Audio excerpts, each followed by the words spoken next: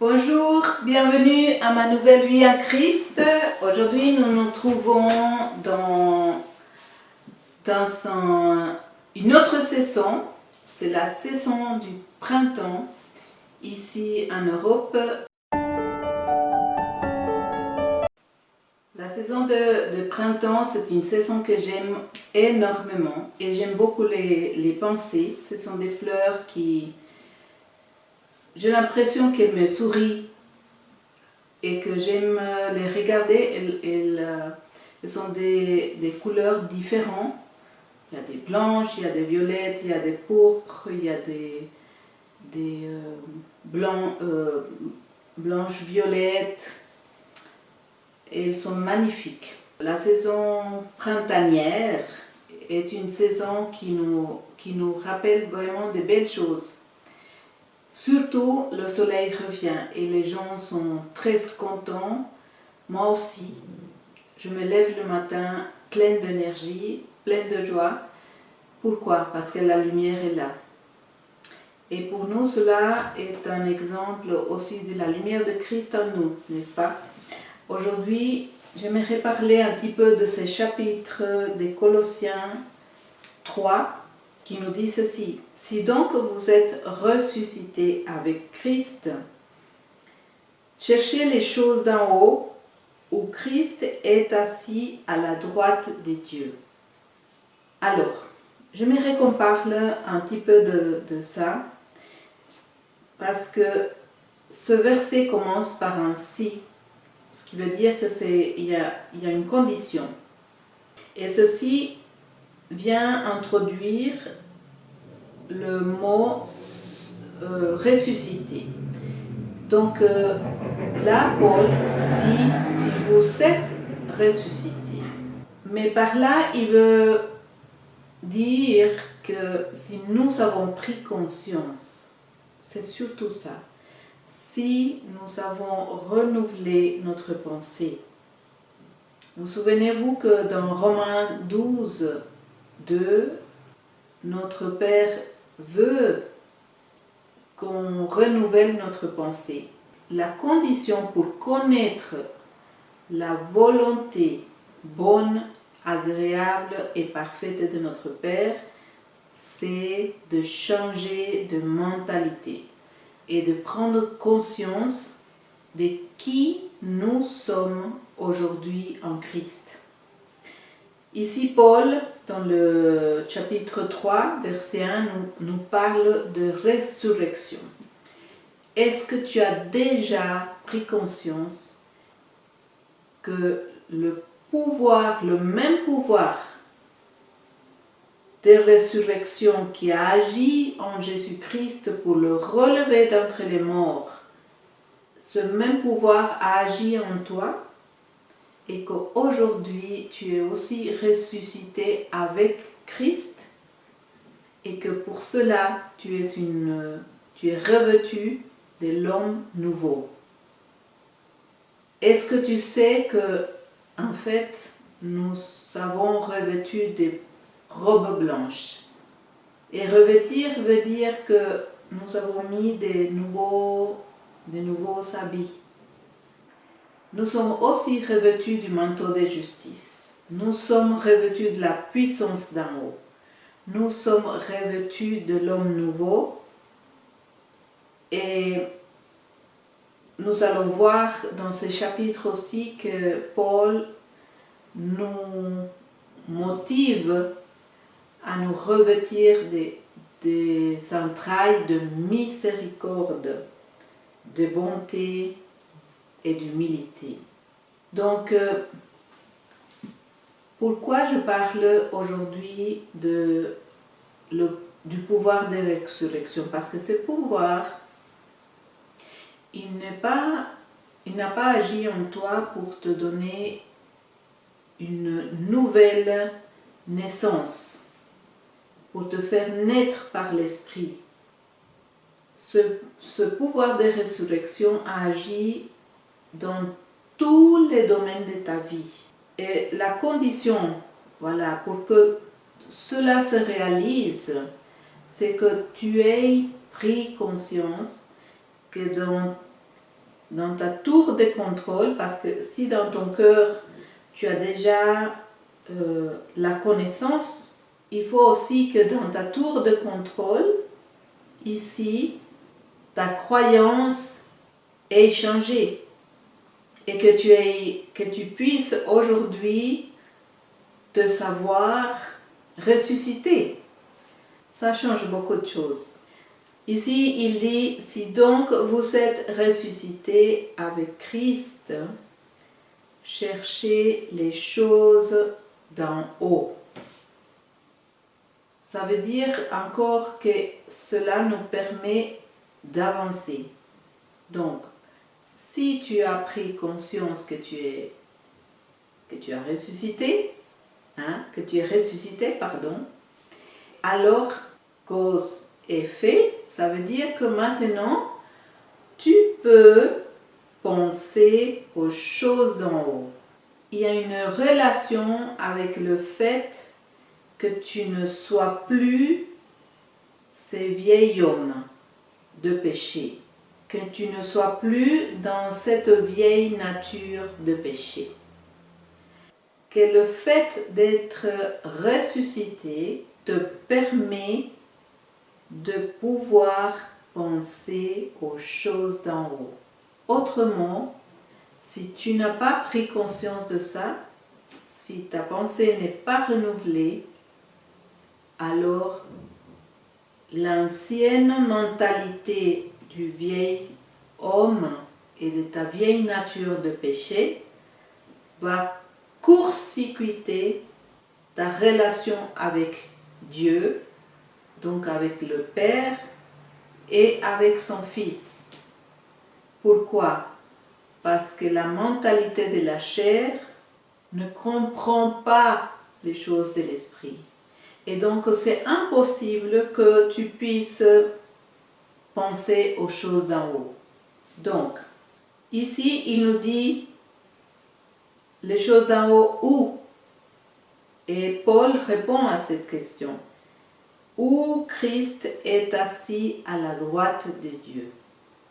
Il veut que toi et moi, on soit conscients que nous sommes en Christ assis à la droite de Dieu le Père. Dans Éphésiens 2, versets 5 et 6, il nous dit, nous qui étions morts par nos offenses, nous sommes rendus à la vie avec Christ. C'est par grâce que vous êtes sauvés. Donc, la résurrection a lieu parce que nous étions morts par nos offenses. Je ne sais pas si tu as décidé que la parole de Dieu est la vérité et que c'est elle qui doit régner dans ta vie. Parce que si tu ne l'as pas fait, aujourd'hui, cela peut être un bon jour. Tu peux aujourd'hui décider que la parole de Dieu est la vérité et que tu lui permets de régner dans ta vie. Pourquoi cela est important? Parce que sinon, tu vas toujours douter. Quand nous prenons la décision, nous allons aussi, à l'intérieur de nous, se passe quelque chose qui va nous aider à nous aligner avec ce que dit la parole. Donc ici, à propos de la résurrection, d'abord on nous dit dans Éphésiens 2 que nous étions morts par nos offenses et qu'il nous a rendus à la vie avec Christ par ce pouvoir de résurrection. Et donc nous sommes ressuscités avec Christ. Et cette grâce nous a été accordée par le Père. Et le diable n'a rien à faire là-dedans. Nous n'avons rien à donner notre opinion là-dessus. Nous avons juste à croire que c'est la vérité. Alors ensuite, il nous dit, verset 6 d'Éphésiens 2, chapitre 2, il nous dit, il nous a ressuscités ensemble. Voyez, c'est avec Christ, nous sommes ressuscités, Nous sommes ressuscités ensemble. Et il nous a fait asseoir ensemble dans les lieux célestes en Jésus-Christ.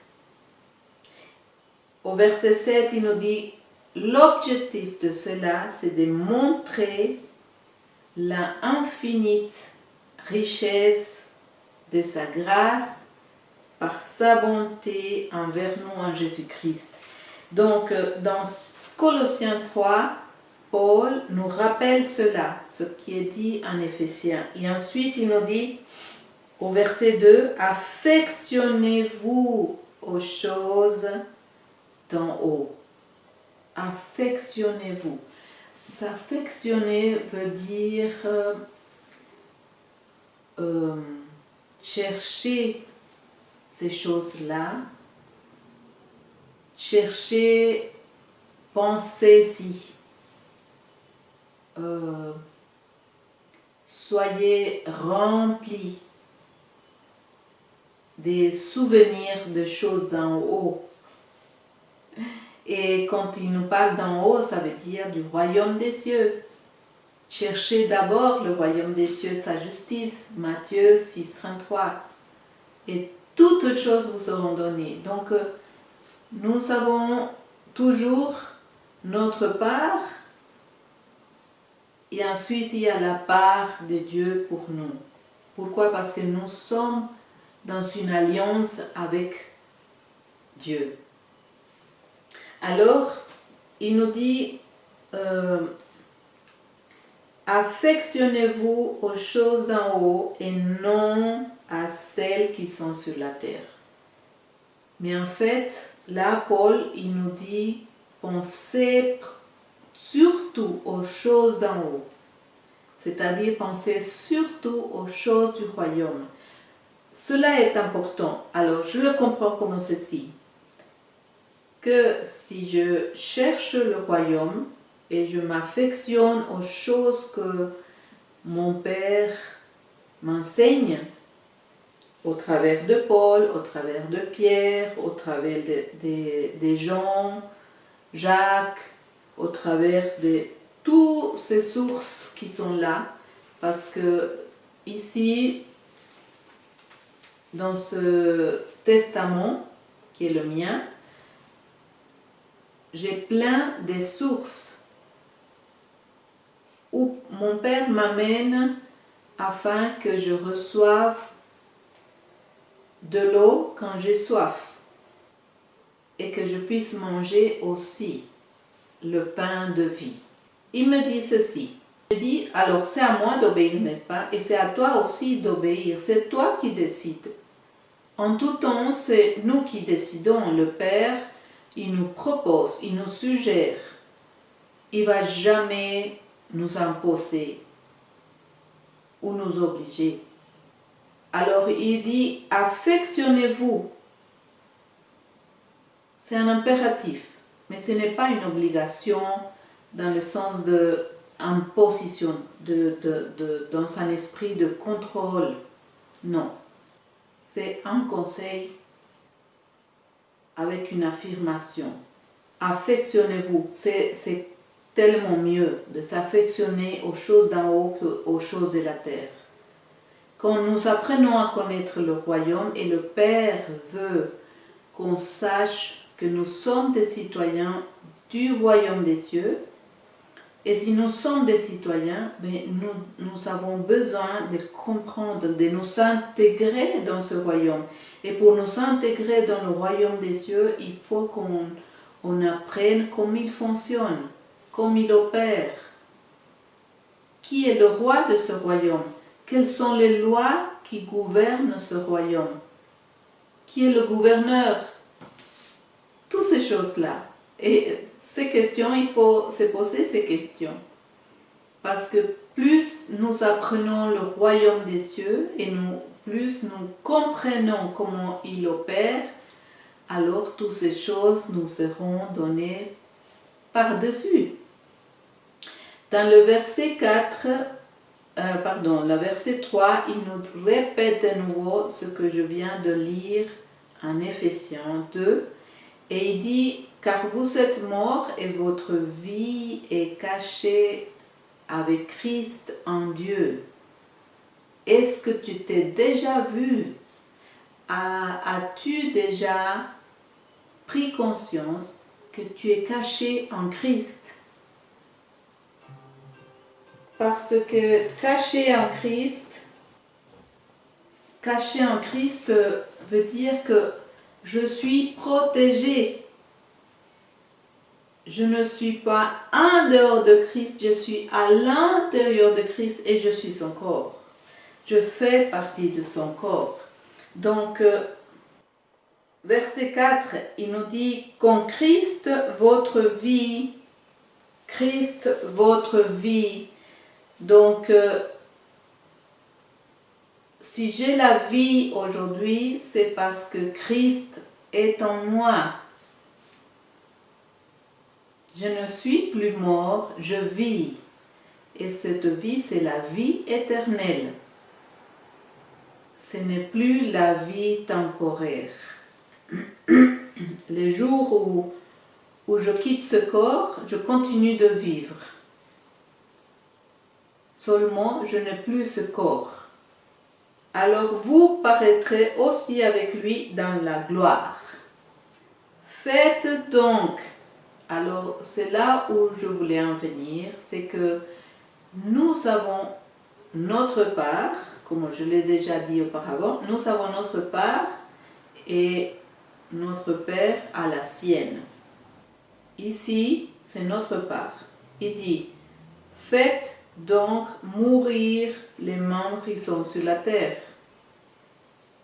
L'impudicité, l'impureté, les passions, les mauvais désirs et la cupidité qui est une idolâtrie. Comment je me débarrasse, par exemple, si je vois en moi de l'impudicité? Comment je me débarrasse de cela? Parce qu'il faut comprendre une chose. Nous avons le pouvoir de nous débarrasser de ces choses-là. Pourquoi? Parce que quand il dit « faites donc mourir », ça veut dire que l'onction et le pouvoir pour le faire est déjà en nous et le Père nous l'a donné. Alors, je le peux. C'est la première chose que je dois comprendre, que je peux me débarrasser de ces choses. J'ai la capacité et le pouvoir sont en moi pour cela. Et cela est important. Comment je fais alors? Nous allons regarder quelque chose que Paul même nous donne. Paul nous donne vraiment la manière comme nous devons le faire. En plus de ça, il y a quelque chose de très important, c'est au verset 6, il dit, Paul, qu'à cause de permettre que ces mauvais comportements, ces mauvaises attitudes continuent d'être en nous, cela met le Père en colère. Il dit, la colère de Dieu vient sur les fils de la rébellion. Et il nous traite comme des fils de rébellion quand nous continuons de permettre ces mauvais comportements, ces mauvaises attitudes en nous, alors qu'il nous a donné le pouvoir de nous en débarrasser. Donc ici, verset 8, voilà, c'est là où Paul nous donne la manière de nous débarrasser. Il dit, mais maintenant, c'est-à-dire aujourd'hui, ne laissez pas cela pour demain. Et c'est surtout quand le Saint-Esprit vient à nous rendre conscients, n'est-ce pas? Parce que des fois, nous avons des comportements et des attitudes que nous ne voyons pas du tout. Les autres les voient, oui. Les personnes qui sont autour de nous, encore plus les personnes qui habitent avec nous, voient ces choses-là. Mais nous, parfois, nous ne nous rendons pas compte. Par contre, le Saint-Esprit, qui est en train de faire une œuvre en nous, lui, qu'en seul moment, il nous rend conscients. Et alors, on commence à se voir soi-même dans son comportement, dans son attitude qui est mauvaise. Et c'est à ce moment-là que nous devons nous dire, c'est maintenant, c'est aujourd'hui. Et donc Paul nous dit dans le verset 8, il dit, mais maintenant, donc aujourd'hui, renoncez. Il nous dit, renoncer. Renoncer. Je renonce à l'impudicité. Je renonce à l'impureté. Je renonce aux passions. Je renonce aux mauvais désirs. Je renonce à la cupidité. Je renonce à la colère. Je renonce à l'animosité. Je renonce à la méchanceté. Je renonce à la calomnie, aux paroles déshonnêtes qui pourraient sortir de ma bouche. Ah, c'est aussi facile? Oui. Et c'est très vrai et c'est puissant. Parce qu'au moment où nous renonçons, nous sommes en train d'exercer notre volonté. Et cette volonté est maintenant en accord avec la volonté du Père. Et si je dis aujourd'hui je renonce, cela s'accomplit à ce moment-là. Cela est établi à ce moment-là dans les cieux et sur la terre. Personne ne peut empêcher cela. Rien ne peut empêcher cela. Et ensuite que nous avons renoncé, qu'est-ce qui se passe? C'est que le Père, avec les ciseaux, vient couper ces branches mortes. Parce que tout ce qui vient du péché est mort. Donc, il vient couper toutes ces choses de nos vies. Donc, il ne s'agit pas de nous focaliser, de nous condamner. Pourquoi je suis comme ça? Je n'arriverai jamais. Je ne vais jamais changer. Non. Il ne s'agit pas de nous focaliser sur le mauvais comportement.